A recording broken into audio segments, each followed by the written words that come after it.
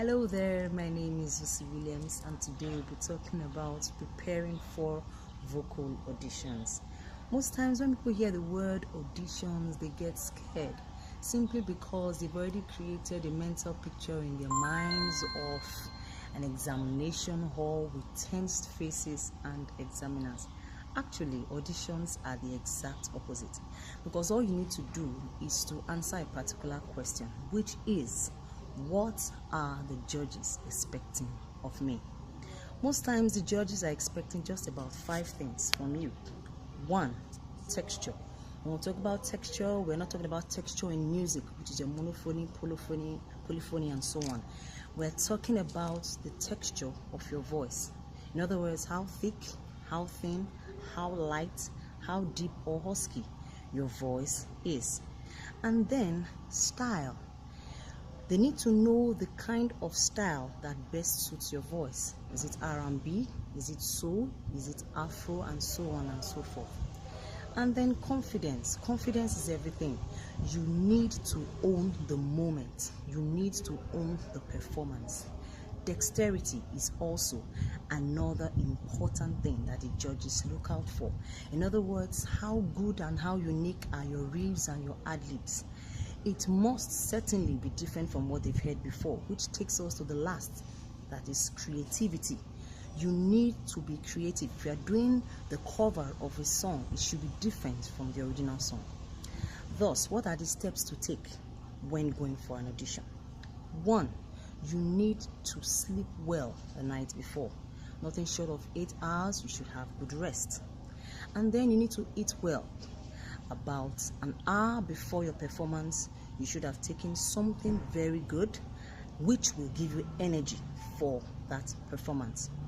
And then you need to dress well. It is essential. When you dress well, it boosts your confidence and makes you indeed confident before your fellow participants as well as the judges. Also, you need to go along with a voice booster, preferably water, not too hot or too cold, because extreme temperatures are certainly not good for your voice. So warm water is preferable. Again, you need to ensure that you pick the right song. Ensure that you pick the right song that best suits your style. Also, you need to smile, because when you smile, it makes you relaxed. It makes you relaxed, and it also makes your audience and the judges relaxed as well. And then you should ensure that you not just pick the right song, but you need to stick to your style of music. In other words, the style that best suits you. Also, you need to pick the right key. It is very important. Once you get on stage, the first thing to do is to tell the person on the keyboard, give me key C or key B, or whichever key that best suits you, because this actually proves to the judges that they are dealing with a professional.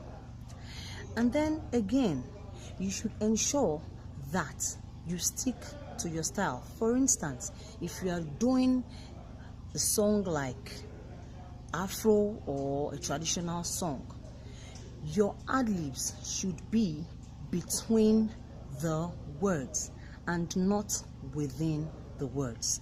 For example, if you are doing a song like Oluwa Etobi, Etobi o Etobi, oh Oluwa Etobi, Etobi o Etobi, is different from Oluwa Etobi, Etobi o Etobi. There's actually no word like Etobi in Yoruba language. So you should ensure that your reels and your ad-libs come between the words and not within the words. Also, you need to start from soft to loud. So for example, if you are doing a song like Miracles, there can be miracles when you believe. Your ad-libs and your riffs should not start the song. No, you should start from your voice. Let them feel the texture of your voice first before you then begin to do your riffs. And then when you are going for an audition, it is essential to prepare for about 3 different styles of music, because some of the auditions you see nowadays, your judges might just tell you, do Afro, do contemporary, do R&B, and so on and so forth. So if you are not versed in these different areas, you might not be able to do well in that particular audition. So prepare for about 3 different styles. Nevertheless, you should be flawless in the style that best suits you. And last, creativity. Like I said before, you need to be creative. When you are doing the cover of a song, it should be by far better than what the original singer has done, so that when the original singer hears what you have done, for example, then he or she will appreciate the song, and then you certainly will have an edge.